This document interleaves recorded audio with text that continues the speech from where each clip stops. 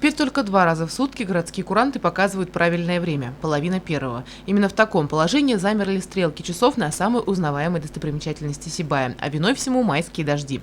Кабель, благодаря которому работает механизм курантов, пролегает под землей до колледжа искусств. Из-за обилия дождевых вод он перегорел, и часы остановились. Пути решения проблемы известны – замена. Вот только из-за ремонта и прокладки новых проводов необходимо раскапывать площадку возле колледжа, чего коммунальщики категорически делать не хотят, а потому совместно с подрядчиком было принято решение протянуть кабель по воздуху. Сам механизм, да, нормальный, замена кабеля.